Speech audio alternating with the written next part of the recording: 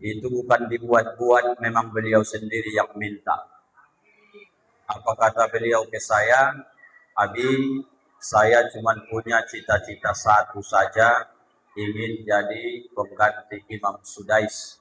20 tahun akan datang, saya akan berangkat ke Mekah untuk jadi imam Masjidil Haram. Mudah-mudahan Allah ijabah. Amin. Ya Rabbal. Ala hadhihi niyyah wa likulli niyyatin salihah ila hadratin nabiyil mustafa Muhammadin sallallahu alaihi wasallam. Al-Fatihah. A'udzu billahi minasy syaithanir rajim. Bismillahirrahmanirrahim. Alhamdulillahi rabbil alamin. Ar-Rahmanir-Rahim. Maliki yaumiddin. Iyyaka na'budu wa iyyaka nasta'in. Ihdinas siratal mustaqim. Siratal ladzina an'amta 'alaihim ghairil maghdubi 'alaihim waladdallin. Amin.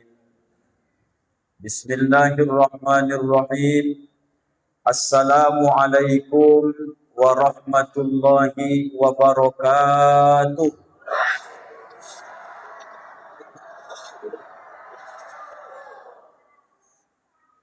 Jika melihat anak ayam terjepit, maka Bapak Ibu yang jawab salam, Ustaz doakan makin banyak duit. Assalamualaikum warahmatullahi wabarakatuh.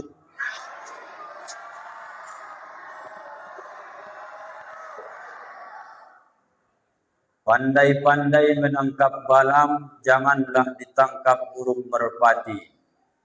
Yang Ustaz perhatikan paling semangat jawab salam, Ustaz doakan bolak-balik berangkat naik haji. Assalamualaikum warahmatullahi wabarakatuh.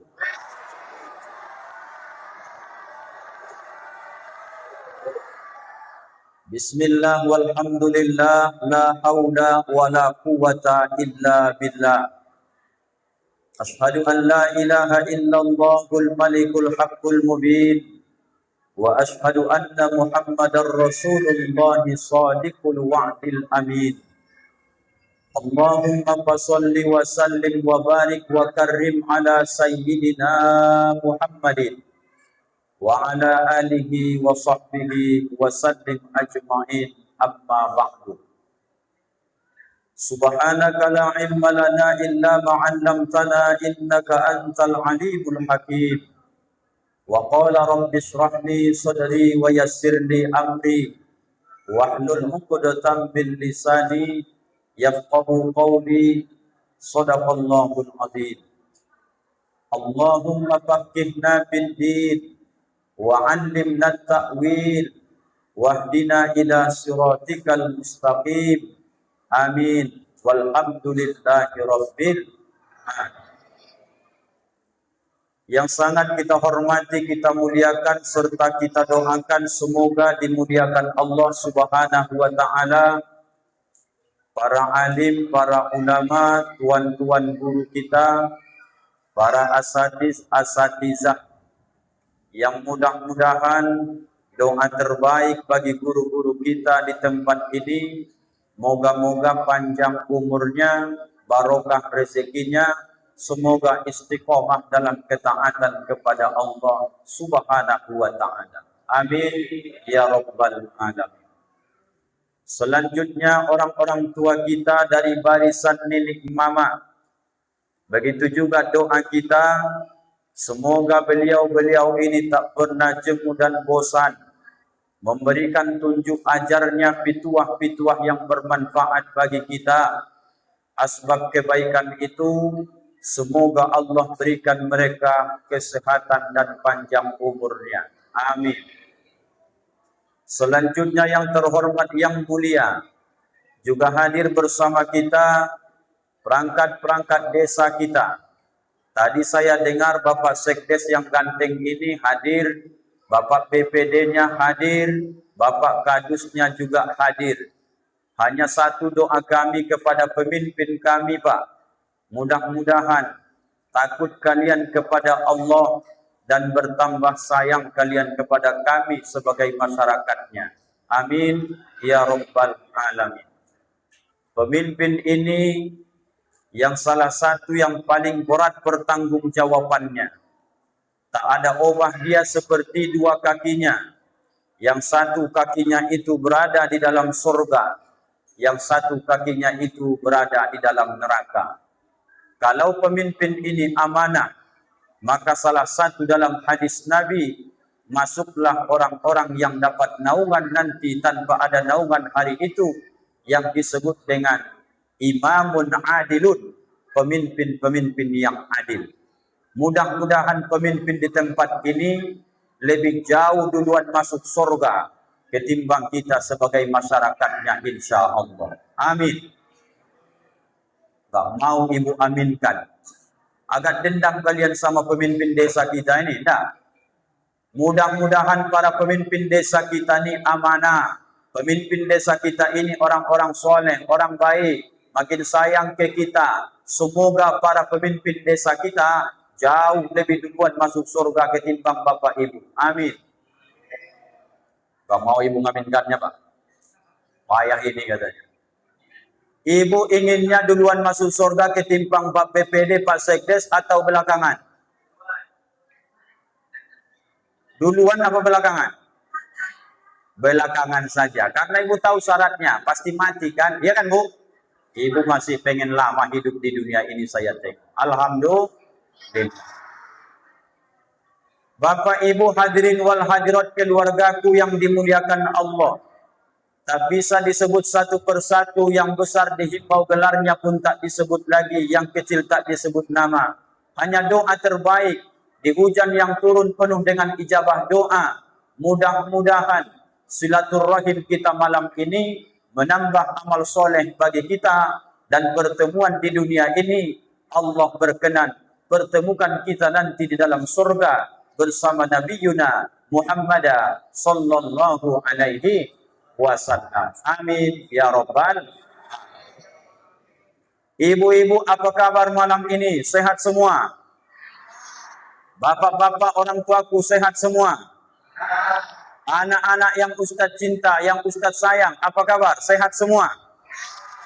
Alhamdulillah. Saya mengambil waktu 2 menit memperkenalkan siapa diri saya, Bapak Ibu, supaya kaji ini Bapak Ibu tak ragu. Menit pertama, nama saya Bapak Ibu Joni Rangkuti. Saya ini suku Mandailing. Maka ayah berbisik tadi kalau bisa Ustadz buat bahasa kampung. Saya bilang ya, buat bahasa kampung, tapi bahasa Mandailing. Paham Bapak Ibu? Tidak paham. Berarti tak ada sini orang Mandailing kan? Saya Bapak Ibu lahirnya di ujung Batu Sosa, sekitar 2,5 jam dari tempat ini. Nama kampungnya Desa Siborna Bunut, Kecamatan Sosa, Kabupaten Padang Lawas, Provinsi Sumatera Utara. Udah antar provinsi kita nih Bapak Ibu. Hebat juga panitia yang ngundang kita ini ke sini kan, sampai juga. 2000 tamat SD, 2001 latar belakang pendidikan saya di Pondok Pesantren Syekh Muhammad Dahlan Sibuhuan, Padang Lawas. 3 tahun saya di situ, lanjut aliyahnya ke Pondok Pesantren Babul Hasanah, Kecamatan Batang Dubu Sutam, Kabupaten Padang Lawas, Sumatera Utara. Kalau Bapak Ibu tahu Pasir Pangarayan, tahu Pasir Pangarayan? Belok Bapak Ibu dari Tangun, terus ke Papaso, belok kanan yang banjir bandang dulu, disitulah pesantren itu. Tahun 2005 saya di sana Bapak Ibu. Lanjut lagi saya ke Mustofawiyah Purba Baru. Maka selesailah pendidikan saya seterata SLTA tahun 2007. Berangkat saya ke kota Medan 2007, maka daftarlah saya waktu itu mengambil S1 saya, Sarjana Kesehatan Masyarakat. Maka saya ini S1-nya Bapak Ibu kerjanya di puskesmas. Dan cita-cita itu alhamdulillah tercapai. 2012 saya selesai S1, 2013 pulang kampung ke Padang Lawas. Dinas pertama saya itu honornya di Puskesmas Kecamatan Ujung Batu Sosa, Padang Lawas. Menikah awal 2014, istri saya bermarga sama macam saya juga orang Mandailing, marganya Harahap. Ada buru Harahap sini? Nah, sedih juga perasaan saya Pak, satu pun ada orang Mandailing sini.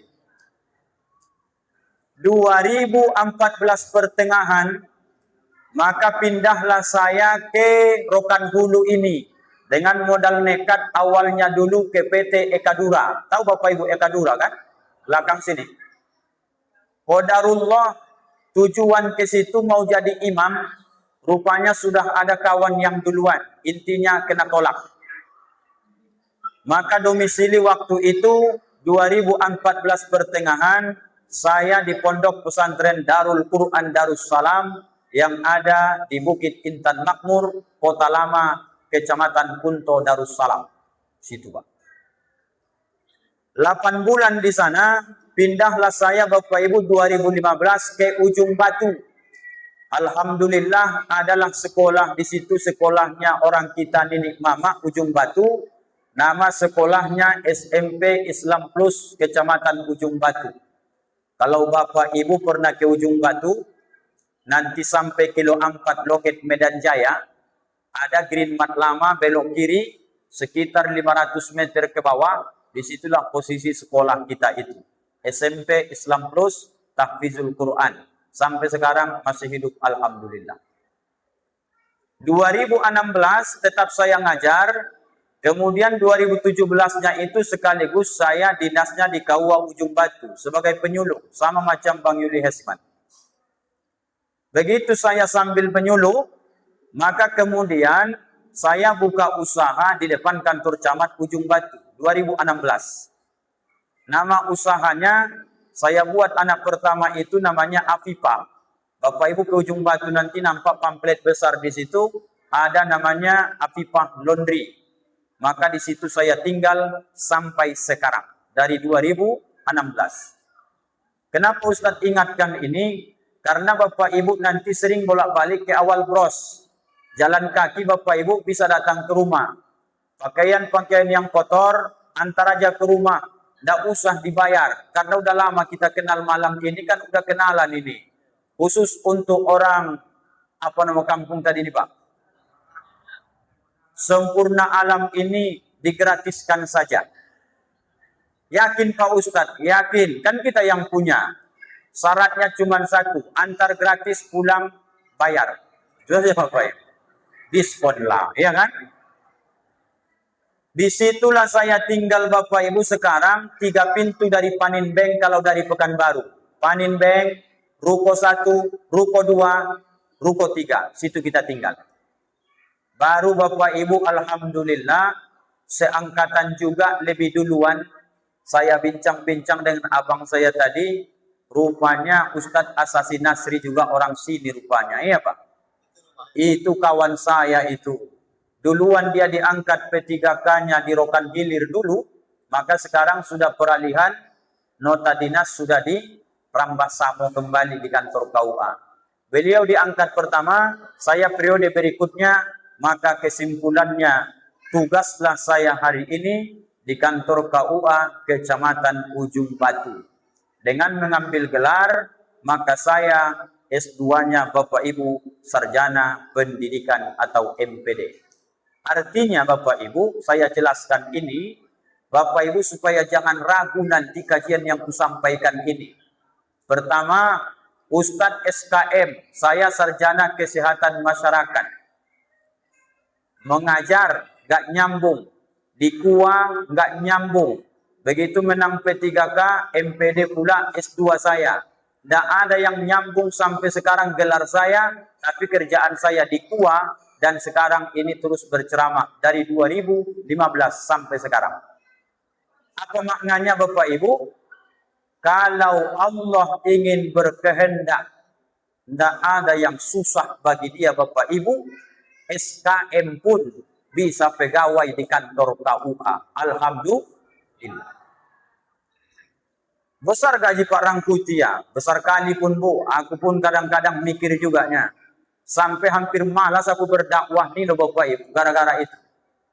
Tanya nanti Asasi Nasri Pak ya, gaji pokok sekarang berapa, tunjangan berapa, uang makan berapa. Di telepon panitia itu kadang, Pak Rangkuti ngisi tempat kami ya. Saya sekarang dinas, Senin sampai Jumat, sampai sore saya tidak pergi ceramah. Kalau mau undang saya ceramah, komitmen. Kalau enggak subuh, malam hari. Kalau enggak malam hari, sebelum jam 7. Habis itu, saya Bapak Ibu tidak mengisi kajian lagi. Apa sebab? Karena sudah diletakkan Quran itu di sini, disumpah, supaya jangan kita neko-neko. Apa gunanya saya berceramah menyampaikan kebaikan? Saya sendiri pun menipu diri saya. Itu bagi saya Bapak Ibu. Maka nanti ada wirid ibu-ibu sini hari Jumat, kalau enggak tanggal merah, akan saya isi kalaupun diundang. Apa sebab? Komitmen. Sama dengan Pak Sekdes, Pak Kades, semua kita. Kita sudah ada MOU, Allah bahagiakan, sejahterakan di satu sisi, jangan rakus mengambil lahan-lahan yang bukan punya kita lagi. Kalau Bapak saya ditanya, begitulah yang saya lakukan sekarang ini. Apa kata jemaah? Pak Rangkuti tak mau ngaji ke tempat kami. Sebenarnya apa masalahnya? Tidak ada, saya dinas, tidak bisa saya ngisi, saya bilang. Bukan karena kurang banyak honornya, kata dia. Mungkin itulah itu. Aku bilang kayak gitu Bapak Ibu. Tapi tidak ada kaitan dengan honor-honor Bapak Ibu. Insya Allah tetap makannya kita, minumnya kita. Tidak dari ceramah ini pun insya Allah sudah Allah berikan kita kesejahteraan. Bapak Ibu pun merasakan sampai sekarang ini. Tidak gara-gara begini pun acara, makannya Bapak Ibu kan. Nah, gara-gara acara gini, minumnya Bapak Ibu, malah lebih enak lagi. Syukurkan ini semua kepada Allah.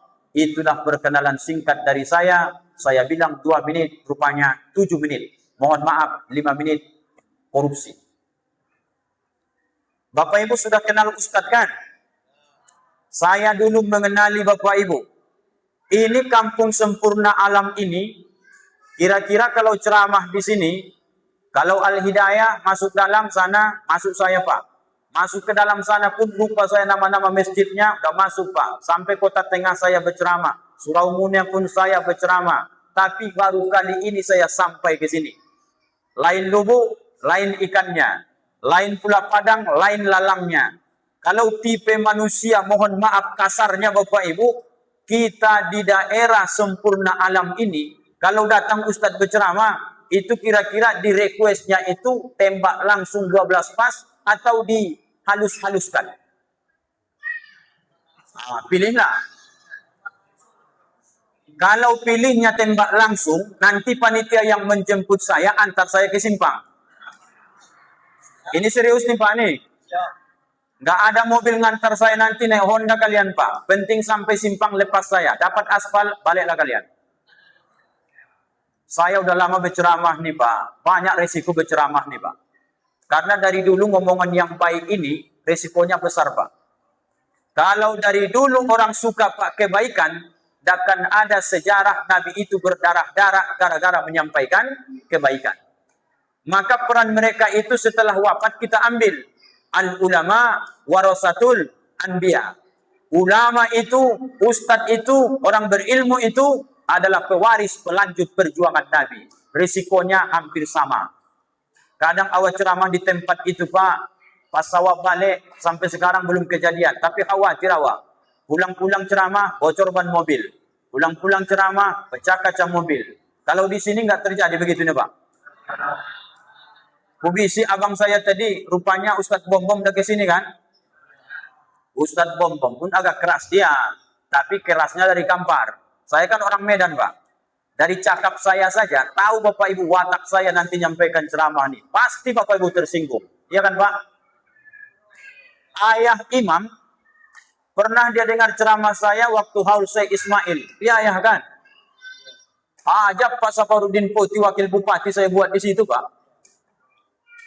Apa saya bilang Pak? Kalau begini cara kalian memimpin Rokan Hulu nih, model jalannya begini, cuma dua pilihan. Kalau enggak kalian betulin jalan tuh Pak Wakil Bupati, tolong belikan aku mobil seperti mobil kalian, aku bilang. Di depan Wakil Bupati itu Pak. Waktu masih Pak Supiman juga Bupati CS saya itu. Berapa kali saya ceramah, diundangnya ke pendopo sana. Saya sampaikan Pak. Pertanggungjawabkan kalian besok ini di hadapan Allah, saya bilang. Tak enak-enak aku bilang. Kampung Sempurna Alam nih Pak, termasuk udah lama atau baru ini Pak? Ada anggota dewan sini. Dulu ada ya Pak. Udah pernah dicicip aspal jalan kalian nih. Kenapa ketinggalan Bapak Ibu? Ini tugas Pak Sekdes, Pak Kades, Pak BPD ini. Pikirkan ini Pak. AC ini Pak tak dingin gara-gara debu jalan. Yakinlah Pak. Aku begitu dihidupkan Bapak itu tadi kipas tuh, mulai batuk saya Pak. Jujur aja Pak. Karena debu semua isinya itu Pak. Apakah salah masjidnya? Bukan. Salah kita kurang peka. Kenapa orang berlebih-lebih datang ke ujung batu Pak? Gang yang tak mestinya harus disemenisasi. Semenisasi sekarang Pak. Datang kalian ke ujung. Jalan-jalan lorong-lorong yang tak mestinya ada orang di situ. Mentok Pak. Cuman ladang. Semen. Kenapa begini banyak di sini? Kalau kutanya Pak Sekdes. Berapa ratus jiwa di sini Pak? 500 ada? Allah Akbar. Kenapa tidak duduk satu anggota dewan segini banyaknya ini Pak?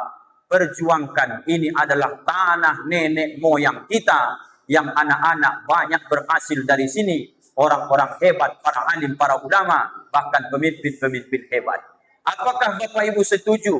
Kalau periode besok Pak Sekdes ini calon jadi dewan, Bapak Ibu dukung atau tidak? Dengar tuh Pak Sekdes. Kalau Pak Sekdes ini calon jadi dewan dari partai apapun terserah. Penting sosoknya, yang penting baik Bapak Ibu tengok. Kalau dia calon besok dukung atau tidak? Bahasa Bapak tidak katanya. Lemah langsung Pak Sekdes. Ada dukungan sama sekali kata beliau. Allahu Akbar. Tidak akan datang orang luar memperbaiki kampung ini kecuali Bapak Ibu yang memikirkan supaya kampung ini baik Bapak Ibu. Pikirkan itu. Nggak kasihan kalian nengok anak kalian sekolah. Sekolah di sini mantap-mantap. Pesantren pas mau masuk gang ada pula tadi masuk ke sini pesantren. SD-nya ada. Ya. SMP-nya ada. SMA-nya ada. Jalan mereka pas hujan, becek, kurang semangat mereka belajar. Waktu musim kemarau kena debu, nggak semangat belajar. Dosa siapa ini? Kata Bapak itu dosa pemimpin. Langsung gini Pak Sekdes. Inilah PR-ku ini menyampaikan ke Pak Kades besok. Kalau bahasa kami orang Medannya, kalau tak ada rotan akar pun jadi. Kalau enggak Pak Sekdes memikirkan aspal, semenisasi pun jadi.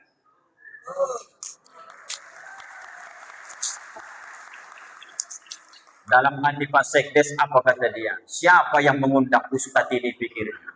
Besok jangan undang lagi ini provokator nih katanya. Karena aku Pak Sekdes sayang ke kampung ini, maka aku ingatkan ini supaya Pak Sekdes nanti bahagia ketika jabatan masanya Bapak akan dikenang sampai nanti dunia ini kiamat. Periode siapakah aspal masuk ke Sempurna Alam? Pak Kadesnya ini, Sekdesnya ini, BPD-nya ini, Kadusnya ini, RT-nya ini, RW-nya ini. Maka itu menjadi amal jariah. Itu maksudku Pak Sekdes. Jangan marah Pak Sekdes sama aku ya. Aku cuman gitu-gitu aja ya. Gayanya aja itu Pak. Model suaraku aja kayak gini. Dalam hatiku Pak tetap selembut saljunya Bapak ya. Tidak marah-marah aku Bapak ya. Yakinlah. Pak Sekdes, maaf. Lahir batin. Karena masih seumuran saya tengok, berani saya candai Bapak Ibu. Sedangkan di atas saya pun umurnya saya candai demi kebaikan. Bapak Ibu masuk Isra Mi'raj 10.20, 1 jam saya sampaikan ceramah ini nanti. Berhenti kita Bapak Ibu, karena saya harus balik ke ujung batu. Besok subuh saya kajian lagi. Habis subuh nanti jam 8 kajian lagi. Habis zuhur kajian lagi. Malamnya saya balik lagi Pasir Pengarayan, Masjid Raya Al-Ihsan. Besok subuhnya lanjut gas lagi. Hari Ahad balik lagi saya ke daerah dan Galuh. Jadi ustadz ini enak ya Pak Ustadz. Kalau dinikmati enak. Kalau jamaah nengok enak. Tapi kalau kita jadi ustadz, saya pastikan Bapak Ibu kalau jadi ustadz, sudah mondar-mandir ke sana kemari, 3 bulan Bapak jadi ustadz, pensiun Bapak. Saya yakin tuh Pak. Ini Bapak tengok saya ini dalam keadaan sehat atau enggak sehat nih Pak. Bapak yang baru kenal saya pasti menengok saya sehat. Sebenarnya saya enggak sehat Pak. Apa yang enggak sehatnya Pak Ustadz? Enggak sehat, istirahat kurang. Makanya Bapak tadi solawatan, tidur saya. Solawat anak tuh tidur saya. Saya harus ngambil 5 menit sebelum ceramah. Kalau udah ceramah begini keluar keringat Pak, ajablah Bapak Ibu saya buat nanti. Begitu saya pulang, harus ada perubahan. Saya tidak ingin maulid ke maulid, Isra Mi'raj ke Isra Mi'raj, nyambut Ramadan ke Ramadan, gak ada perubahan. Seremonial. Bapak Ibu habis duit bayar ustadz mahal-mahal. Ini ada dibayar nanti nih Pak? Nggak ada. Parah kali lah abang yang undang ini. Makanan dikumpul, duit dikumpul, ngantuk ditahan, anak-anak bawa ramai. Adanya kerjaan Bapak Ibu di rumah tadi, tinggalkan semua demi Isra Mi'raj. Kalau nggak ada perubahan, berarti seremonial Pak, hanya ngenang-ngenang saja. Maka Ustaz Rangkuti ambil kajian malam ini 3 saja, tapi wajib harus berubah. Siap nggak Bapak Ibu? 1. Isra Mi'raj ini mengingatkan kita Bapak Ibu tentang peduli masjid. Dan keluar dari itu cerita kita nih Bapak Ibu. Sebagak-bagaknya orang, kalau di daerah sempurna alam ini, nggak pernah dia datang ke masjid Pak Sekdes. Kalau mati disolatkan di masjid Al-Ikhlas atau di depan rumahnya. Masjid juga Pak. Mau nggak Pak Sekdes, Pak Kades, Pak BPD ku ajari program yang mantap? Mau. Tempelkan besok di kedai-kedai kopi. Bagi bapak-bapak yang tidak mau sholat berjamaah ke masjid, padahal dia sehat, padahal dia itu sudah dewasa akil balik, kemudian dia tidak berada di ladang, intinya dia di kampung ini. Kumandang azan zuhur, tak datang dia. Kumandang azan asar, tak datang dia. Maghrib isya subuh, tak datang dia. Maka buat kesepakatan, kalau orang ini meninggal, solatkan di depan rumahnya. Bisa? Bisa nggak Pak?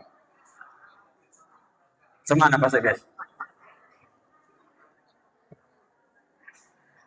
Allahu Akbar. Jangan kejam-kejam kali Pak Ustaz. Cuman menggertak saja Bapak Ibu. Itu kan contoh program itu. Kalau saya Pak Kadesnya, itulah programku nomor 1. Allahu Akbar. Bapaklah menerjemahkan. Gini Pak. Kalau saya masuk di daerah Mandailing Natal, di sana mereka cuma 3 mata pencaharian loh Pak. Yang pertama menakik getah, yang kedua sawah, yang ketiga kolam ikan. Mandailing Natal Sumatera Utara, Pasar Lamo namanya, masuk ke dalam Desa Laru, Utaim Baru 2. Masuk saya ke sana kajian Pak, heran saya. Rumah-rumahnya banyak rata-rata masih rumah panggung, rumah lama. Tapi salutnya Bapak Ibu, masjidnya 2 lantai. Kalau berbohong saya di masjid nih, besar kali dosa saya di Bapak Ibu. 2 lantai masjidnya, masyarakat warganya rata-rata rumahnya rumah panggung. Bahasa Mandailingnya Pak, dindingnya dinding bogat. Bahasa bogat itu kalau kita Melayu, bambu yang dianyam. Apa itu bahasa Indonesianya Pak? Tapi tahu Bapak Ibu itu kan? Papan pun tak terbeli mereka. Bambu itu dicincang tipis, direndam, dijemur, itulah dijepit nanti jadi dinding. Itulah rumah mereka di Mandailing Natal. Pelumpuh namanya Pak. Itulah dia. Sekarang masih ada di sini Pak. Tidak ada lagi. Tidak dipakai orang lagi Pak. Penasaran saya. Apa? Ya. Kenapa bisa kalian buat masjid 2 lantai? Padahal rumah-rumah warga di sini nampak dari status ekonominya, rata-rata nampaknya tidak ada di sini menengah ke atas, rata-rata menengah ke bawah. Mohon maaf, petani. Apa kata ketuanya itu, salah satu tokoh masyarakat? Sudah puluhan tahun di sini Pak Rangkuti, sesiapa saja setiap dia membangkit getah. Bangkit getah itu artinya panen getah. Setiap dalam 1 kilo itu dipotong 1.000 perak. 1 kilo Pak. Kalau dia panen ikan, dipotong itu 100.000 dalam sekeranjang. Biar paham Bapak nih. Setiap dia panen padi nanti, dipotong itu dalam 12 kaleng, 1 kaleng. Untuk apa? Masjid. Maka mestinya Bapak Ibu orang sempurna alam nih, malu kalian ini. Tidak layak begini kayanya orang sempurna alam, masjid kalian macam gini. Marah Bapak? Belum marah? Berarti masih aman tuh Pak? Masih aman tuh Pak? Ada di sini pokok sawit. Ada di sini toke sawit. Toke getah. Kira-kira kalau mereka keluarkan 1/3 dari harta dia saja, sedikitnya Pak, 2,5% zakatnya saja, kira-kira 10 tahun masih gini nggak masjid ini? Allahu Akbar. Ya Allah, ya Rabbi. Saya udah janji sama Bapak Ibu tadi loh, ceramah ini harus diamalkan, pantang tersinggung, pantang marah, karena ingin perubahan. Betul Pak? Kutanyalah dulu ayah imam. Ini ayah imam masjid secantik ini, semungil ini, lengkap dengan kamar mandinya. Sebelum kutanya ayah, aku doakan siapa yang mau beli bola lampu kamar mandi itu besok masuk surga terang alam kuburnya. Amin. Kutahankan tak ke toilet loh Pak. Takut aku ke situ, tak ada lampu. Apa anda beli kalian 50.000 lampu kecil di situ Pak? Ada lampunya, mati. Dibisik anakku saya tadi, ayah, aku mau buang air kecil ini. Bolak-balik dia dilangkahinya depan Pak Sekdes. Kau jangan mondar-mandir, ku bilang. Sesak aku ya, kata dia. Pergi kau pipis, ku bilang. Gelap kali ya, kata dia. Dalam hatiku, itulah yang kurasakan tadi antara maghrib isya itu, ku bilang. Gak berani aku ayah imam masuk ke dalam ayah. Tidak ada kas kalian di masjid ini lagi bayar lampu itu 1 saja. Dalam hati Bapak, memang Ustadz ini nggak boleh diundang besok lagi. Semua mau dicakapinya. Kalau peringatan ini ya harus diingatkan Pak. Saya yakin bukan karena tak ada duit kalian Pak. Lupa kalian, makanya ku ingatkan. Kan itu peringatan Pak. Itu peringatannya Pak. Yang lupa kalian, ku ingatkan. Ini ayahanda imam dan seluruh masyarakat mendengar ceramah ini. Apakah masjid ini dari fondasi atau mulai dari tanahnya swadaya masyarakat, atau ada orang dari luar menyumbang, atau dari Pemda Rokan Hulu? Dari mana duitnya ini Pak?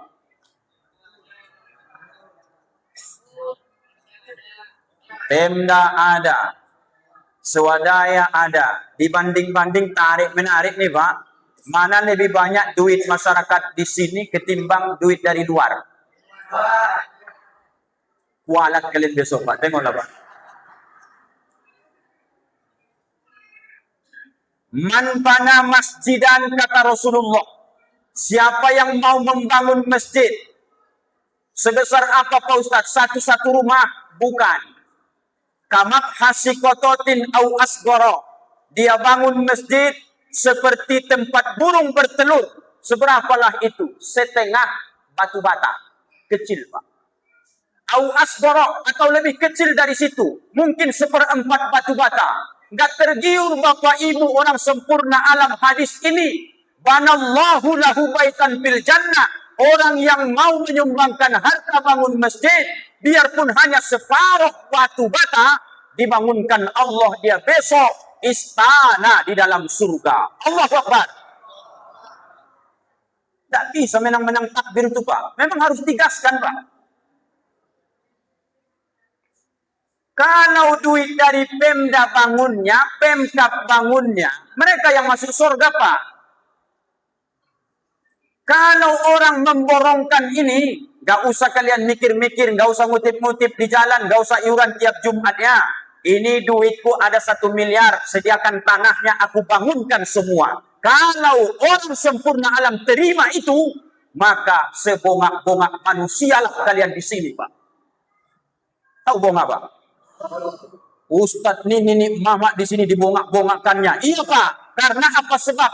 Kau lewatkan jadwal punya rumah di surga, padahal kesempatannya ada di depan. Ya Allah, ya Rabbi. Ibu, saya mau tanya kalian dulu. Masih bangun kalian? Kalau ada 2 cincin emasmu malam ini, habis ceramah ini, kata Bapak, Dek, iya. Gimana kalau kita jual cincin emasmu itu 1 besok ke Pasir Pangarayan, duitnya itu kita sumbangkan ke Masjid Al-Ikhlas, supaya dibeli bola lampu, sisanya membeli sertu, disemenisasi halaman parkir nih, biar anak-anak senang, datang sholat, nggak kotor kakinya lagi. Kira-kira ibu jawab, oke bang, kita jual besok, atau enak kali itu? Apa jawab ibu? Hah? Gimana, Bu?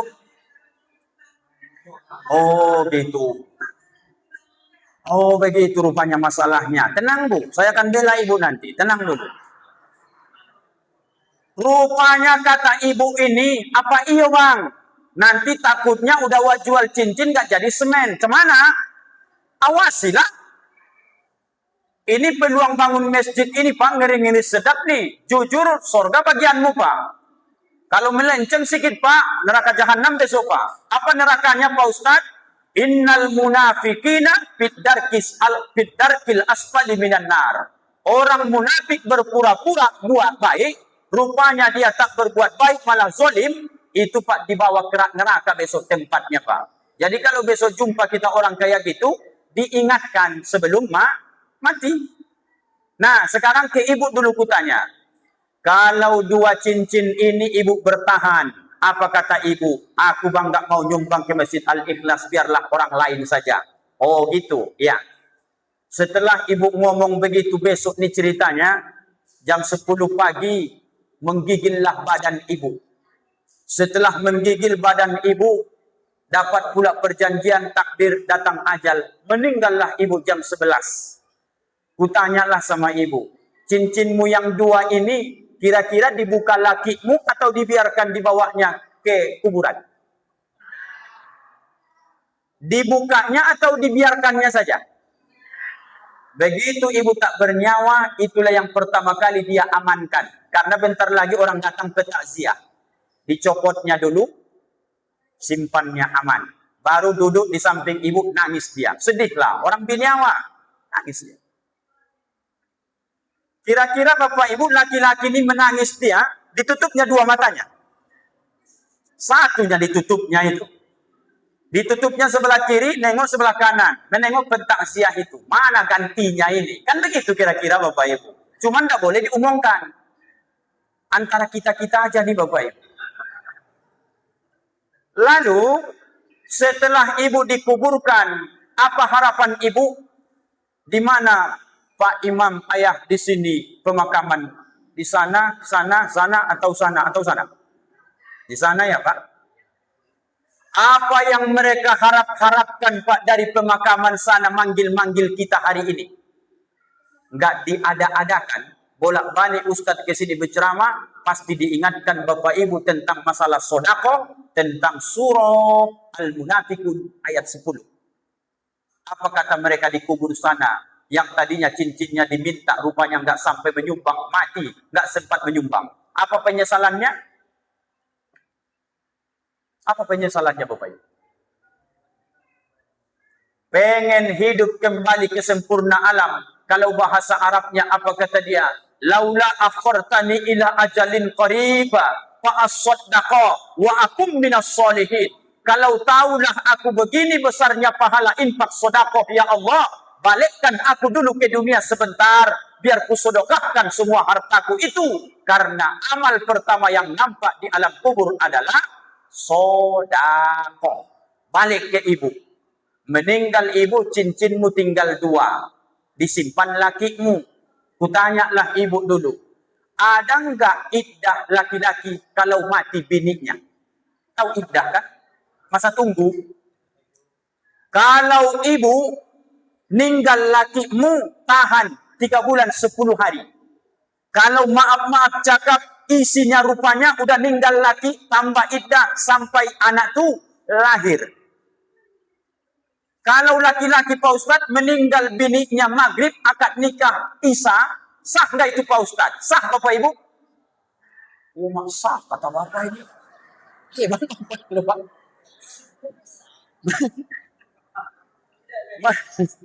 Betul-betul Bang.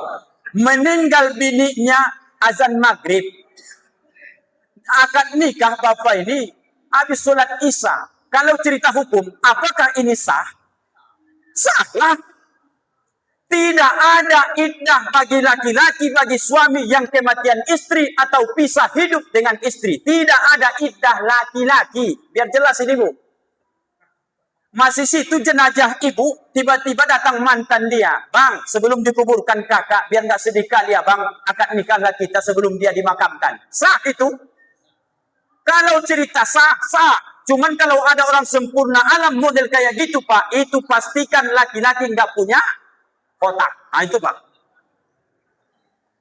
Kalau cerita sah, sah itu Bapak Ibu. Hati-hati Bapak Ibu. Maka ibu ini berharap-haraplah, wahai suamiku, aku dulu kau ajak membangun Masjid Al-Ikhlas, aku tak mau. Sekarang cincinku sudah tinggal sama engkau. Tolonglah bang jualkan cincin itu. Mungkin satu infakkan ke masjid, yang satu lagi kau buat modal kawin pun tak apa-apa. Yang penting, habis-habisanlah aku menabung duit itu. Begitu aku mati, tak bisa kuharapkan menolong aku di alam kubur ini. Kata siapa tadi? Istri ini. Maka ibu-ibu yang hadir malam ini kuharapkan, apapun yang diminta Masjid Al-Ikhlas, pastikan dirimu ikut andil sesuai kemampuanmu, sesuai dengan bisamu, sesuai dengan berapa duitmu. Jangan paksakan kalau nanti tak bisa dijangkau. 50.000, 50.000, 100.000, 100.000. Penting mati orang sempurna alam, ada duitmu di Masjid Al-Ikhlas. Alhamdulillah. Gitu Pak. Ini bisa lantai 2 besok nih kalau diamalkan ceramah nih. Tapi kalau nggak diamalkan besok, gini-gini aja lah Pak Ustadz. Orang udah senang kok kami, tengok Pak Ustadz. Ini yang masuk surga besok, orang yang punya duit lah. Yang sholat di sini ya memang Bapak Ibu. Tapi dia asarnya, bekasnya adalah punya orang lain. Ayo Bapak Ibu, sekali lagi saya ajak Bapak Ibu. Supaya lembut hati Bapak Ibu. Salatullah, salamullah. Ala Taha Rasulillah, salatullah, salamullah, ala Yasin Habibillah, ala Yasin. Bapak Ibu, saya pesankan momentum Isra Mi'raj pertama, coba pikirkan supaya dibangun lebih mantap lagi Masjid Al-Ikhlas ini. Itu pesannya. Kenapa penting Pak Ustadz? Nanti Pak, nanti, gak lama lagi. Kalau tidak ada ikon orang Islam berupa masjid di sampurna alam ini, mulailah nanti saudara kita beli tanah daerah sana. Ini ku tengok sudah mulai agak-agak banyak melihara anjing, ya Pak ya. Nanti kalau tak kalian bangun masjid ini cantik Pak, lambat laun orang datang ke sini merantau dari Medan, maka mereka ragu. Nampaknya tidak ada agama di kampung ini. Hati-hati loh Pak, ini anak cucu kita ini, serius saya ini. Maka mereka menengok ada Al-Ikhlas, tapi 500 kakak lebih manusianya cuman gini masjidnya.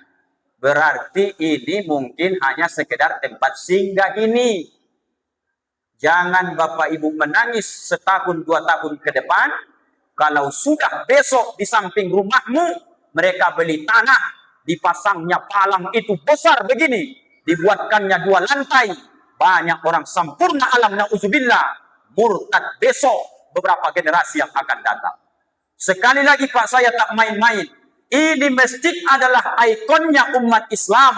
Pertanda di sini banyak orang Islam bergandeng tangan, kompak sama-sama, pikirkan, ukur tanahnya, besarkan masjidnya, supaya datang orang ke kampung nih, nggak berani mereka macam-macam.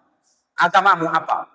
Aku bang, memang gak Islam aku bang. Kalau mau tinggal sini, Islam kau. Begitu Pak. Tapi kalau begini terus Pak, loyo-loyo awak, apa agama awak? Terserahlah. Oh, tempat kami pun biasa aja. Yang penting kau orang baik, nggak maling sawit, aman itu. Mengenal sholat tak sholat kau bukan urusan, yang penting kau baik, aman itu. Tak bisa Pak. Targetkan ini, pikirkan ini, para alim, para ulama, tokoh masyarakat, didik mama, pemerintah setempat, bergandeng tangan. Bangun fisik masjid ini Pak. Insya Allah.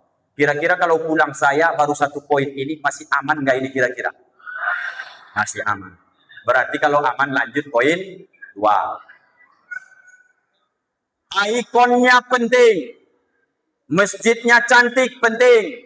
Semangat kita untuk mengisinya. Inilah poin kedua. Bapak Ibu jangan lupakan hadis Nabi. Nanti kata Rasulullah di akhir zaman, alamatus sa'ah, dari sekian banyak tanda-tanda hari kiamat itu makin dekat. Salah satu kata Rasulullah, nanti di akhir zaman, mereka umatku itu akan berlomba-lomba bangun masjid, mempercantik masjid, memperindah masjid. Tapi Ustadz sebut tadi perindah, percantik, ini cemana Pak Ustadz? Maka sudah cantik, sudah indah, jangan potong hadisnya. Wala ya'murunaha illa qalila. Sudah cantik masjidnya megah, tapi yang datang mengisinya illa kecuali qalila, hanya sedikit saja. Tanya Bapak dulu, jawab jujur Pak. Mana lebih banyak bapak-bapak yang hadir malam ni Isra Mi'raj ketimbang tadi solat Isya? Ayo Pak. Aku tadi cuma menengok-nengok aja nih Pak. Makanya aku cepat datang. Maghrib dari sini aku Pak. Saya kalau ceramah begitu Pak. Udah kuingatkan dari awal tadi. Saya ingin Bapak Ibu berubah. Bilanglah Pak Ustadz yang dekat sini dusun 2 ini hanya 500 kakak kepala keluarga. Anak-anak tak usah hitung. Atau anaknya udah menikah tinggal di rumahnya nggak usah hitung. Bilanglah 500 kakak Pak. Yang hadir tadi sholat Isya berjamaah, ada nggak 100 Pak? Berapa tadi yang hadir tuh Pak? 1 sab, kita bilanglah ayah 20 ya. Saya ini agak lambat dari dulu matematika Bapak Ibu, tolong kalian bantu dulu. Kalau 500 kakak di sini kepala keluarga yang sehat badannya, Islam agamanya, tidak ada uzurnya, memang di sininya dia dari tadi sore Pak. Maka kalau cuma 20 orang tadi yang sholat Isya, kalau 500 kakak kalian, berapa yang di luar masjid Pak? Kalaupun dia sholat, tapi sholat di rumah. Berapa banyak tuh Pak? Itulah kelemahanku Pak. Matematika ini agak lambat aku Pak. 500 Pak kakaknya. 20 cuman yang hadir sholat jamaah. Maka yang sisa 480 orang. Apakah Bapak ada yang hadir nih yang tak sholat Isya?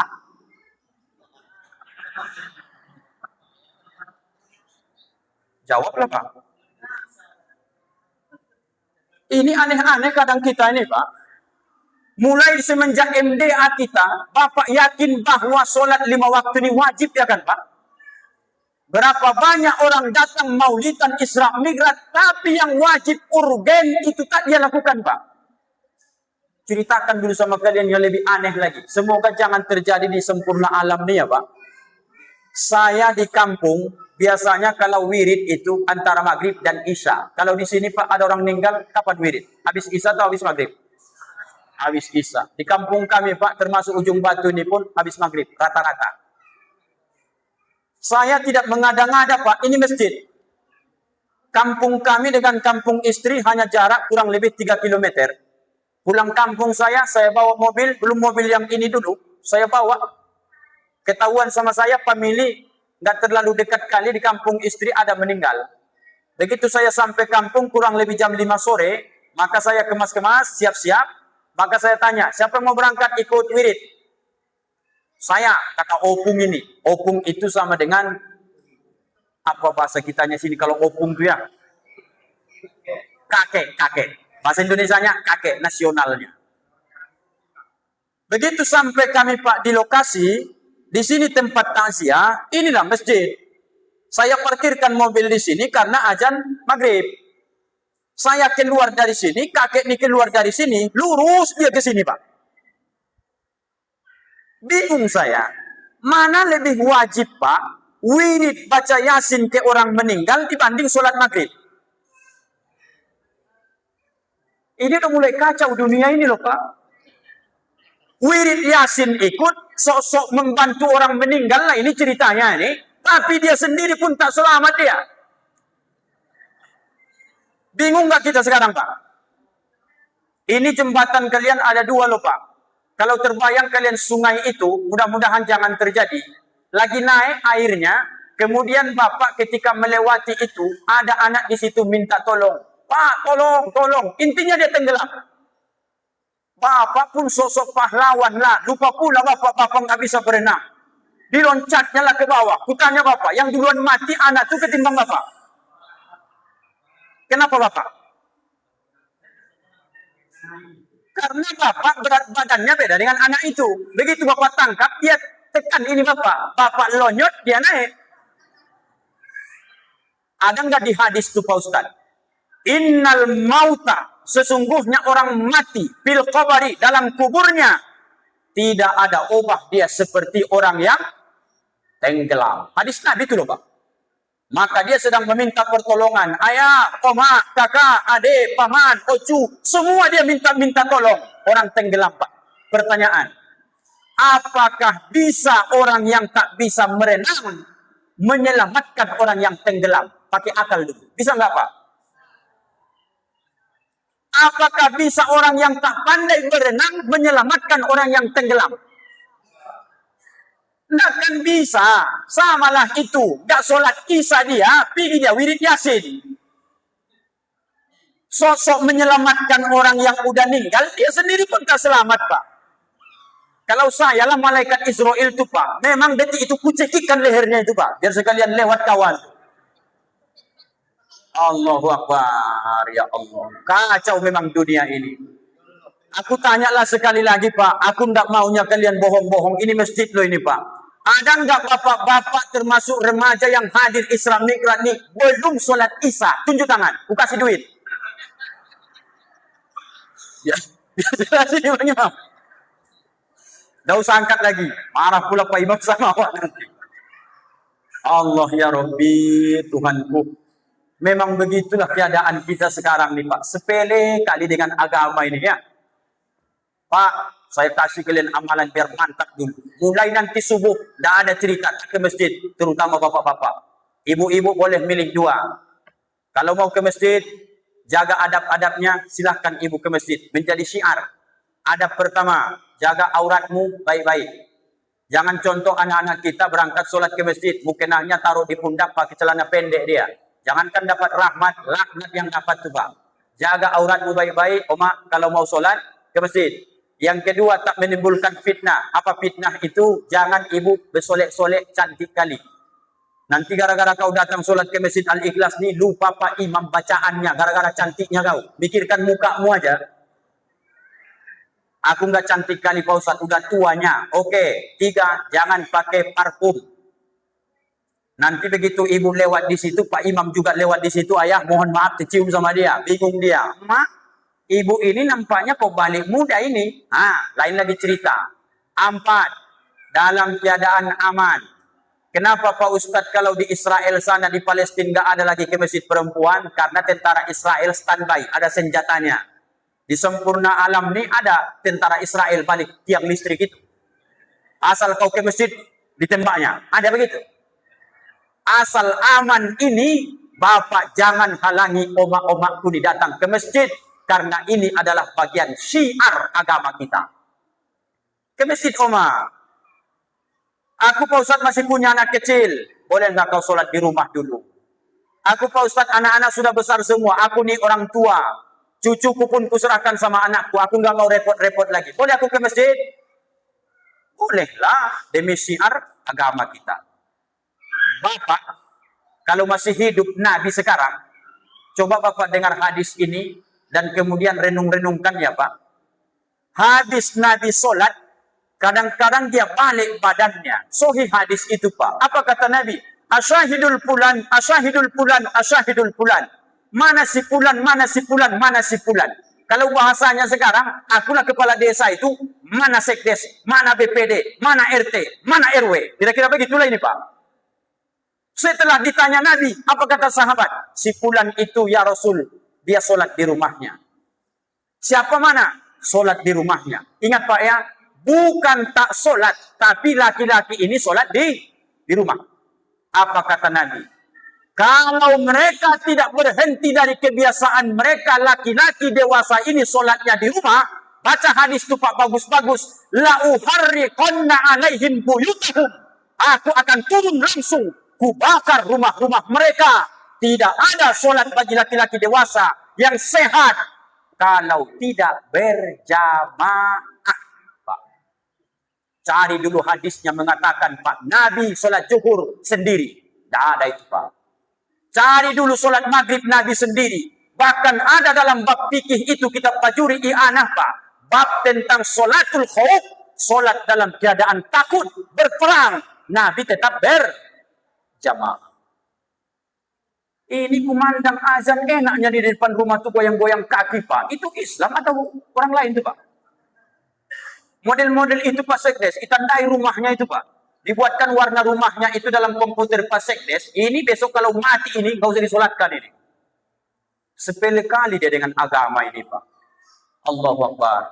Tengok sini Pak. Supaya jangan marah-marah terus naik pula tensiku nanti Pak. Aku kalau menengok jamaah itu rame begini Pak. Kemudian solatnya sikit Pak. Memang naik tensiku Pak. Jujur aja. 5 rukun Islam. 2 kalimat syahadat. Solat.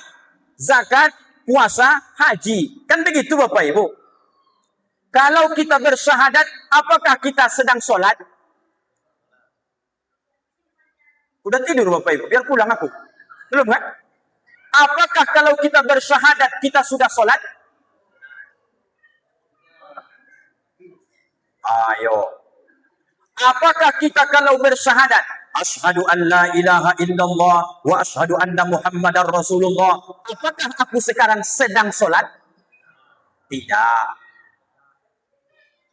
Apakah ketika aku puasa Ramadan, sunnah, Ayyamul Bid, Nabi Daud, atau Senin Kamis, apakah sepanjang puasa itu aku sholat? Tidak. Apakah kalau aku berinfak, bersedekah, berzakat, nawaitu an ukhrija zakatan mali fardhan lillahi ta'ala. Apakah kalau pas bayar zakat saya sedang sholat? Tidak. Apakah kalau sedang berangkat haji, berangkat umrah, ketika Bapak nanti berangkat haji, berangkat umrah, apakah sepanjang umrah haji itu Bapak sholat? Bapak Ibu, tolong simak baik-baik ya Pak. Hanya sholatlah yang bisa merangkum 4 dari rukun Islam. Maka sholat itu disebut iman, tiang. Asal tak ada tiang agamamu, udah runtuh itu Pak. Makanya sawit orang pun kau ambil, karena udah runtuh agamamu. Gak takut kau sama Allah lagi. Batas tanah orang pun kau pindah-pindah. Apa sebab? Gak takut kau sama Allah. Islam memang agamamu, tapi tak ada takutmu lagi. Apa itu? Runtuh agamamu. Kenapa? Anak itu pun sedih dia mendengarnya. Karena keadaan itu begitu Pak. Anak kita itu mikir dia. Memang betul tuh Pak Ustadz. Cuma dia gak bisa ngomong Pak. Itulah omongan dia. Tolong kalian dengarkan cakap orang desa. Benar tuh kata dia. Iya nak, paham kami, paham. Itu Bapak Ibu. Alhamdulillah. Bapak Ibu, begini. Kalau Bapak Ibu sedang solat, maka tidak akan sah solatmu kecuali engkau baca syahadat. Ya Pak ya? Tidak akan sah solatmu, mau solat sunnah, mau solat fardu, apabila Bapak tidak baca 2 kalimat syahadat.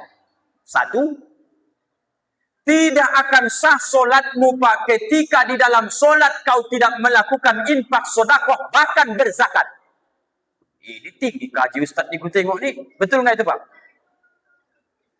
Dari mana infak sedekahnya, zakatnya Pak Ustaz? Bapak dalam keadaan normal, apakah sah solat kita kalau tak menutup aurat? No itu apa itu Pak? Oh enggak, gitu. Kupikir no itu ya tidak juga. Bahasa Inggris dia gitu. Bahasa sini ya. Oh gitu. Biar tahu wah iya nanti heran pula wah. No kata dia. Solat Bapak Ibu tak menutup aurat, maka solatnya tidak sah. Duit membeli baju ini, membeli celana mukena, termasuk peci ini, maka semua duit yang kau keluarkan, itulah infakmu, sedekahmu, zakatmu untuk dirimu. Maka orang solat otomatis infak, sedekah, bahkan zakat. Mantap solat nih Pak. Maka yang tak solat ini nanti ku hantam habis-habisan Pak. Sampai Bapak nggak tahan lagi. Apa alasan Bapak tak solat? Gitu banyaknya dikasih Allah kita nikmat nih Pak. Air Allah ini udah berapa ton Bapak minum ini semenjak lahir Bapak ke dunia ini Pak. Masa mensyukuri ini saja tak pandai Bapak? Begitu mati besok baru minta tolong. Parang putih, tolong tahlilkan nanti. Gak mau aku bilang. Waktu masih sehat badan diajak pun tak mau. Ngeyel aja. Pas mati baru minta tolong Pak. Mumpung belum mati Pak, makanya ku ingatkan sekarang. Biar ustadz lain itu datang ke sini ceramah lembut-lembut, ceramah, ketawa Bapak Ibu. Biarlah aku sendiri ustadz yang Bapak benci seumur hidup Bapak. Nyesal Bapak jumpa dengan saya, gara-gara cakap saya ini, nggak apa-apa itu Pak. Ya Pak ya, penting diingatkan. Peringatan Isra Mi'raj. Begitu Pak. Pak Sekdes jangan pulang ya Pak. Ini tanggung jawabnya besar nih Pak nih. Sampai di mana tadi Pak? Sampai mana tadi? Solat. Kalau Bapak sedang solat, pastilah bersyahadat. Kalau Bapak Ibu sedang solat, pastilah berinfak, sedekah, bahkan berzakat. Lanjut lagi. Apakah ketika orang solat, pasti dia puasa?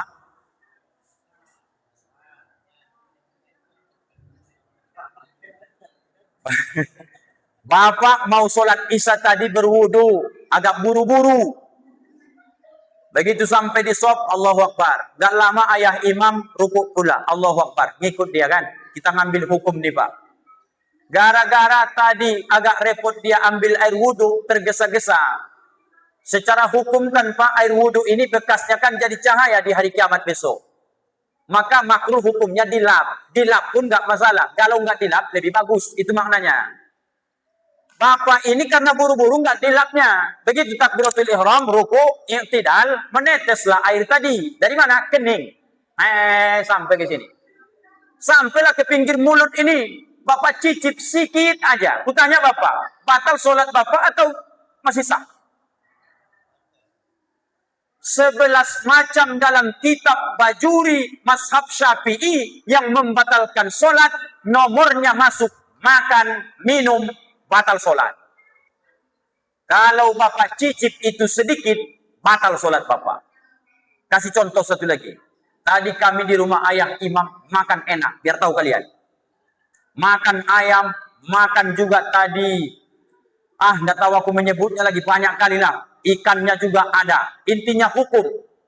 Begitu habis makan tadi antara maghrib isya, maka kemudian terseliplah daging ayam itu di gigiku. Udah kumur-kumur aku tadi nggak lepas-lepas juga. Contohnya ini Pak. Begitu takbiratul ihram, Allahu Akbar. Datang setan. Parang putih. Ya, kau congkel-congkel dulu sisa ayam tadi di gigimu. Bisanya keluar itu. Kataku, enggak. Kata setan, congkel aja lah pelan-pelan. Nggak akan tahu imam tuh kata dia. Oke, ku congkel lah. Betul Pak, keluar dia Pak. Kalau ku telan ini, batalkah sholatku? Jangan asal jawab loh Bapak Ibu, pertaruhannya ngeri ini. Kalau ku telan itu, batalkah sholatku? Batal Pak. Tidak usah Bapak ragu itu. Karena Bapak melanggar aturan, membatalkan sholat, makan, minum. Makan dalam sholat, gak mungkin kau ambil piring, kau nyuap. Makan di situ, ada salah satu daging tersangkut di gigi, makanya sunnah kita madmadah kumur-kumur sebelum sholat. Berarti sepakat orang sempurna alam, bahwa ketika orang sholat, dia pasti puasa. Itu Pak. Satu lagi Pak. Apakah orang sedang sholat dia itu umroh, dia berhaji?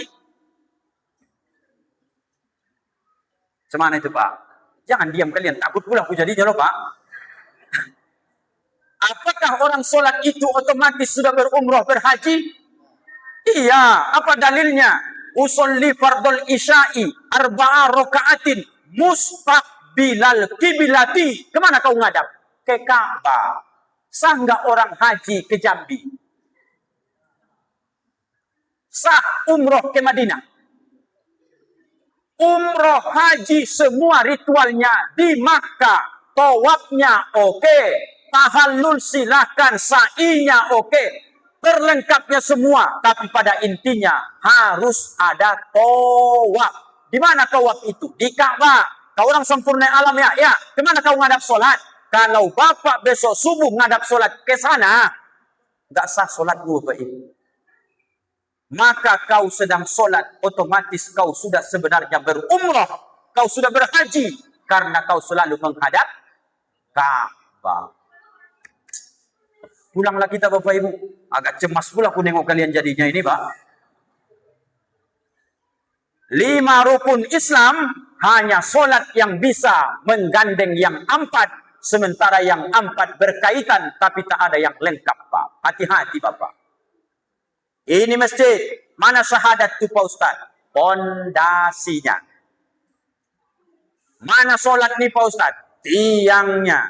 Mana zakat infak sedekah itu Pak Ustaz? Baca hadisnya Pak. Atap.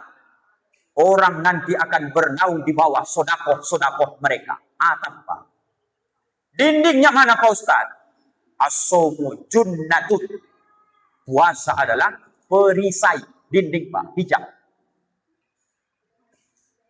Paling atas Pak Ustaz, kenapa ada bahasa wa tahujjal baiti man istata'a ilaihi sabila? Berhaji bagi orang yang sudah mampu. Haji itu apa? Aksesoris. Kipas angin, AC, speaker, mikrofon. Ada nggak ada ini? Tak janggal Bapak Ibu untuk sholat. Kalau sampai tiang ini tak ada, bisa Bapak Ibu sholat di situ? Bisa lah Pak, nggak berdinding. Nggak ada atapnya, nggak ada lengketan atap karena tiang tak ada. Dinding bisa berdiri kalau tak ada tiang? Tidak. Karena adanya tiang disembunyikan di pojok-pojok ini, maka terikat batu bata sama tukang, maka seolah-olah dia tak nampak tiang di masjid kalian di Bapak Ibu. Hakikatnya sebelum ada dinding, saya yakin ada tiang di situ yang pertama dibuat. Tiang tak ada, atap tak bisa naik. Tiang tak ada, dinding tak bisa. Apa yang penyanggah ini? As-sholatu imaduddin. Solat adalah tiang agama. Asal tak punya solat, gak mau solat, runtuh agama. Maka yang halal pun gak pernah dia tengok. Haram pun halal sama dia. Gak ada sama dia yang haram di dunia ini. Bini orang pun bini dia. Tetangga dia pun digasaknya. Tanah orang ambilnya, sawit orang dimalingnya. Siapa ini? Orang yang tak tahu diri, sebenarnya dia bakalan mati Bapak. Pulanglah kita Pak. Tengok tuh 10-20 sesuai janji kita tadi. 1 jam Pak. Terukur ini ceramah nih Pak. Ustaz ceramahnya aku dengar macam Ustaz Somad ya. Ustaz Somad yang mencontoh-contoh saya Bapak Ibu. Biar tahu Bapak Ibu. Tidak ada saya pernah contoh-contoh ceramah Ustaz Somad Pak. Dia yang mencontoh ceramah saya. Belum lagi viral beliau, udah banyak orang mengatakan, Parang Putih itu macam Ustaz Somad, kapan dia belajar? Ya, gak pernah saya belajar, dia ngikut saya, aku bilang. Agak sombong lah sedikit Bapak Ibu. Abang saya itu, dia kan batu bara, saya ini orang putih. Orang itu Silau Laut, saya Sumatera Utara ini. Rata-rata Bapak tengoklah, logat orang Medan itu hampir samanya, ceramahnya Pak, begitu dia. Jadi persamaan-persamaan itu, saya tadi intermezzo, bukan saya yang mencontoh, dia pun tak mencontoh. Alami saja Pak, memang begitu Pak. Saya asal menengok jamaah itu semangat, tugas spontan itu Pak. Tadi malam Ustadz di Sungai Deras ya, saya di sana ceramah semalam tuh, tadi malam. Di situ Ustadz cemana, tugas gas lah mereka. Malu aku jadi orang Mandailing, aku bilang. Sampai aku di sana sholat Isya, lebih parah lagi dari sempurna alam nih Pak. Ini masih dapat 20 tadi. Aku semalam sampai di sana mungkin 5 orang lah itu. Suruh mereka imam. Pikirku. Pas peringatan Pak, oh ngeri. Di mana kalian tadi? Kira-kira begitulah pertanyaan nih Pak. Ya Allah, ya Rabbi. Bapak Ibu yang dimuliakan Allah, udah 2 tugas kita. Datang saya ke kampung ini, tolong ini dipikirkan. Bangun fisik masjid. Yang kedua, isi dengan sholat berjamaah. Kalau panjangkan sholat berjamaah ini, nanti kita bentuk saja program, kita bahas tuntas tentang mulai fadilah langkah kakimu ke masjid, mulai fadilah menjawab azan, mulai doa mustajab, sampai terus nanti Bapak Ibu komitmen sampai mati sholat berjamaah. Kalau nggak berjamaah, rasanya macam nggak sah sholat itu Bapak Ibu. Sampai ke situ. Kapan tuh Pak Ustaz? Poin ketiga ini. Apa tugas kami yang ketiga momentum Isra Mi'raj di Parang Putih? Yang terakhir, Bapak Ibu tidak akan bisa bangun masjid ini sadar. Tidak akan mau ngisi masjid ini ramai-ramai. Kalau tidak ada kajian-kajian ilmu, kalau tidak dibuat di masjid Al-Ikhlas. Ini PR kita bersama loh Pak. Ada di sini Pak Imam kajian antara Maghrib Isya minimal sekali sepekan. Itu masalahnya Pak. Hati manusia ini Bapak Ibu, bayangkan ini pot bunga, ini bunga. Taruh depan rumah Pak. Sebulan pertama tak pernah Bapak Ibu siram, memang cuaca pun lagi panas-panasnya. Apa yang terjadi? Layu Pak. Bulan kedua tak kau siram, cuaca masih panas lagi. Apa yang terjadi? Gugur daun. Bulan ketiga Pak, maka dia akan menguning, habis itu layu, habis. Begitulah hati manusia ini kalau tak pernah disiram dengan ilmu. Kenapa Bapak tidak mau sholat seperti yang disuruh Nabi? Rakaatul fajri khairum minad dunya wa ma fiha. 2 rakaat sebelum sholat subuh itu lebih baik, lebih bagus, lebih mahal, lebih bernilai dibandingkan dengan nilai dunia ini seisi-isinya. 2 rakaat Pak, sebelum subuh Pak. Kapan Bapak termotivasi itu? Buat kajian supaya dibaca hadisnya Pak. Kapan Bapak mau meninggalkan sawit itu kalau azan berkumandang? Buat kajian Pak, supaya dijelaskan hadisnya. Kalau kau sedang manen, kumandang azan, maka panen bisa dilanjutkan kalau kau masih hidup. Tapi kalau kau mati manen, sholat tak bisa kau lanjutkan lagi. Begitu Pak. PR bersama ini. Pak Sekdes minta tolong saya, biar sama-sama masuk surga kita besok Pak. Saya ini penceramah rokan hulu terekstrim saya ini loh Pak. Di mana-mana dibilang Pak Anton pun, ini Parang Putih main gas-gas saja. Memang begitu aku bilang.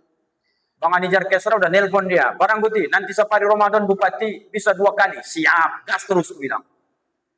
Selagi mereka masih pakai kita, saya akan suarakan kebenaran itu. Saya termasuk Ustadz tanpa dia menjilat-jilat saya Pak. Mana yang terasa sama saya sampaikan. Karena saya pun bakalan mati saya ini Pak. Yakin gak Bapak mati saya ini? Menurut Bapak mana kita duluan nih? Saya apa Bapak? Masalah duluan, gak ada masalah loh Pak. Yang jadi masalah, mati tak punya bekal. Masalah kematian pun nanti panjang umur sehat badanku, akan kusampaikan ke ayah omak kapan kita bertemu lagi. Nanti kita bahas tentang mati itu. Bukan mati perlu ditakuti, karena takut pun kita mati. Berani mati, mati juga. Takut mati, mati juga. Kenapa Nabi memilih mati? Semestinya Nabi itu hidup sampai kiamat di dunia. Tapi kenapa Nabi minta mati?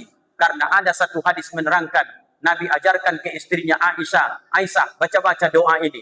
Allahumma barik li fil maut wa fima ba'dal maut.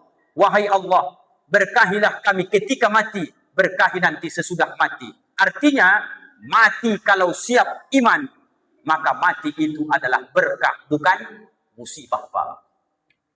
Maka bapak yang tua-tua ini jangan takut mati, Pak. Ini asal batuk sedikit, matilah aku nih, kata dia. Kalau mati kenapa rupanya, Pak? Dikubur, selesai, Pak. Besok peringatan Isra Mi'raj datang bapak, padahal udah mati bapak setahun yang lalu. Awak pun tak datang lagi tuh, Pak. Cepat mainnya lo bapak ibu sekarang. Orang putih kan masih muda nampaknya, sehat nampaknya. Apakah mati menunggu sakit? Apakah mati menunggu tua? Permainannya main cepat saja. Bisa saja sebelum ceramah ini selesai, tiba ajal, mati, Pak. Ini sinyal tak ada nih. Macam mana ngabari bini saya nanti nih, Pak? Mulai sampai sini udah resah saya dari tadi nih, Pak. Kata bini di WA terakhir di simpang sana, udah sampai apa belum? Udah gimana ini? Nggak ada sinyal, Pak. Pasrahlah. Nanti kalau kena marah saya nih, tanggung jawab kalian nih, Pak nih.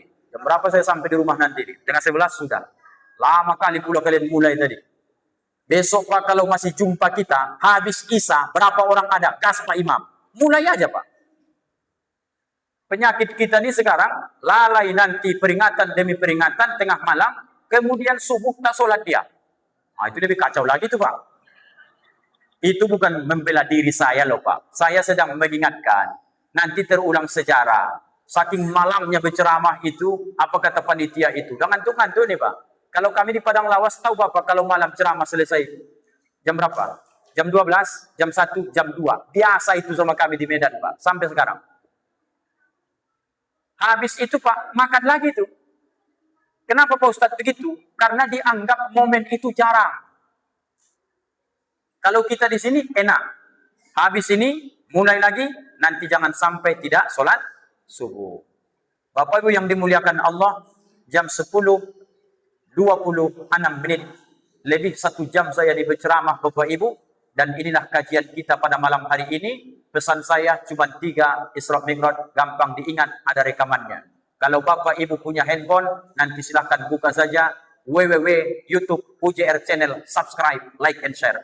Dari sini pun udah banyak duit kami, Pak. Aku nggak hafal loh, Pak Ustaz. Nanti saya mau pulang foto, Pak, kaca mobil tuh. Mana Parang Putih tuh channelnya?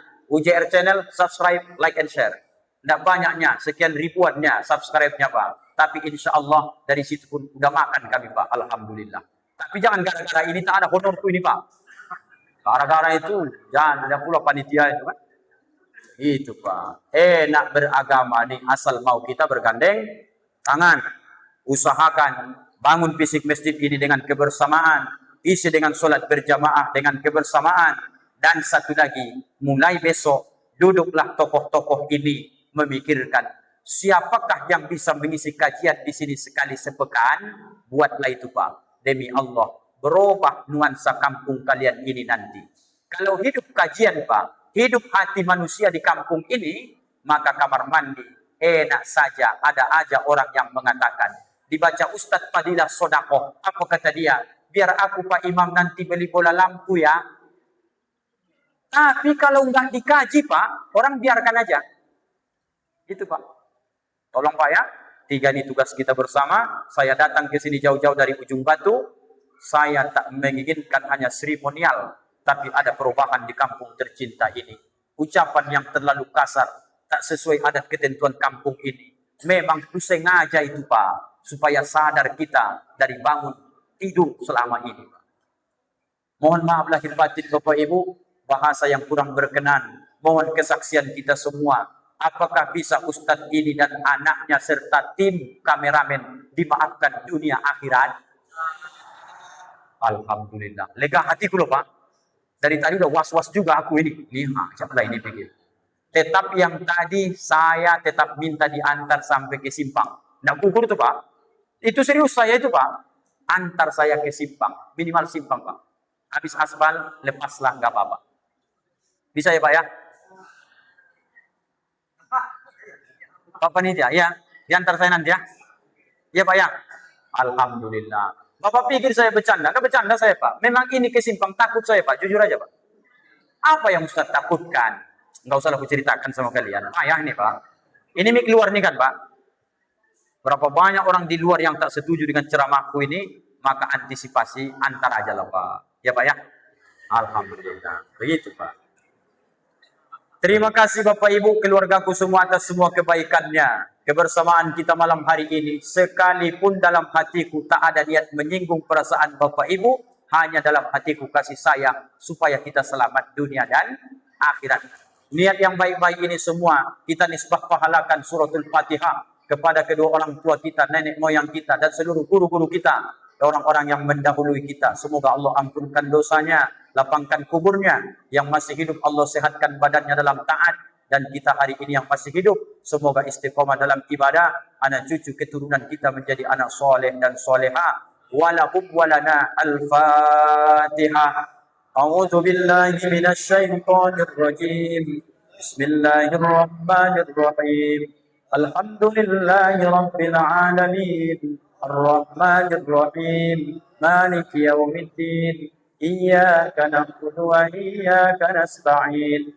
Ihdinas siratal mustaqim. Siratal ladzina an'amta 'alaihim ghairil maghdubi 'alaihim waladdallin. Amin. Na'udzu billahi minasyaitonir rajim. Bismillahirrahmanir rahim. Alhamdulillahi rabbil alamin wassalatu wassalamu ala asyrafil anbiya'i wal mursalin wa ala alihi wa ashabihi ajma'in. Allahumma ij'al jam'ana hadza jam'an marhuma wa tafarraqna min ba'dihi tafarraqan ma'suma. Ya Allah, ya Tuhan kami, jadikan perkumpulan kami ini perkumpulan yang Kau ridhoi, dan perpisahan kami nanti perpisahan yang mengampunkan dosa-dosa kami. Allahumma barik lana fi Rajab wa Sya'ban wa ballighna Ramadan. Ya Tuhan kami, berkahi kami di bulan Rajab ini, dan berkahi kami di bulan Sya'ban, dan sampaikan umur kami ke bulan suci Ramadan.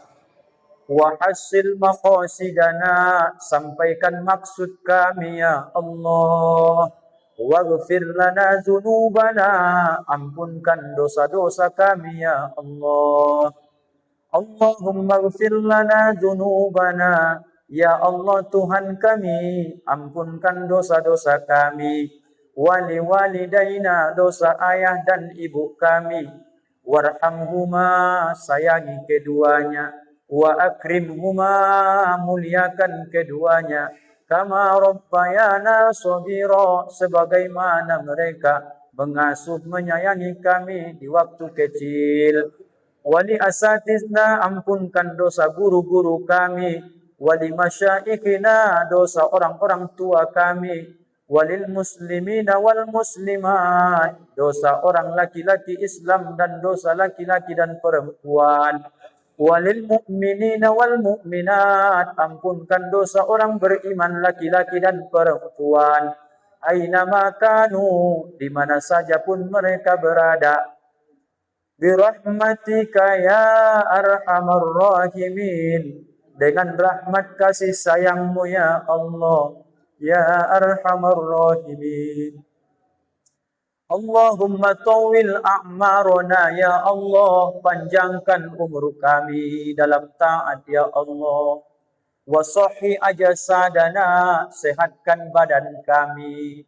Wa nawwir qulubana binuril ilmi wal iman, dan berikan cahaya ke hati kami, cahaya ilmu dan iman. Wa binuril ilmi wat taqwa, cahaya ilmu dan rasa takut kepadamu ya Allah. Wa binuril ilmi wat taqwa, wa binuril ilmi wal istiqomah, berikan cahaya ke hati kami ya Allah, supaya tetap istiqomah taat kepadamu ya Allah. Rabbana ij'alna muqimas shalah, jadikan kami dan anak cucu keturunan kami ya Allah orang-orang yang mau mendirikan solat. Rabbana ya Allah hablana, jadikan kami ya Allah, berikan kepada kami ya Allah, min azwajina, pasangan hidup yang baik, yang soleh solehah, wa min zurriyatina, anak cucu cicit keturunan kami ya Allah, orang-orang yang qurrata a'yun, kalau kami pandang mereka menyejukkan bola mata kami. Qurrata a'yun, melembutkan hati kami, senang hati kami karena kebaikan akhlak pekertinya. Waj'alna lil muttaqina imama, jadikan kami ya Allah imam bagi orang-orang yang bertakwa. Ya Allah ya Tuhan kami, malam hari ini sudah puluhan kali kami peringati Isra Mi'raj Nabi Muhammad sallallahu alaihi wasallam. Jadikan asbab ini ya Allah sebagai bukti kecintaan kami kepada Nabi-Mu dan sebagai syarat kami mendapatkan syafaatul uzma dari Nabi-Mu mulia Muhammad sallallahu alaihi wasallam. Rabbana atina fid dunya hasanah wa fil akhirati hasanatan wa qina adzabannar. وصلى الله على سيدنا محمد وعلى آله وصحبه وسلم بفضلك سبحان ربك رب العزة عما يصفون وسلام على المرسلين والحمد لله رب العالمين. تقبل الله منكم منا ومنكم تقبل يا كريم.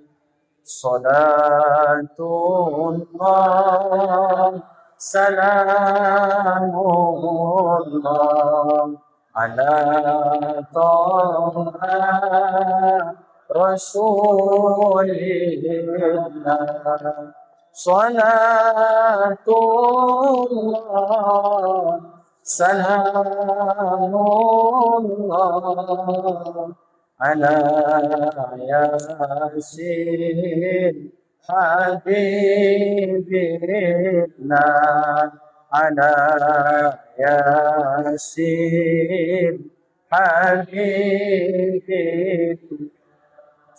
Saya tutup Bapak Ibu dengan pantun.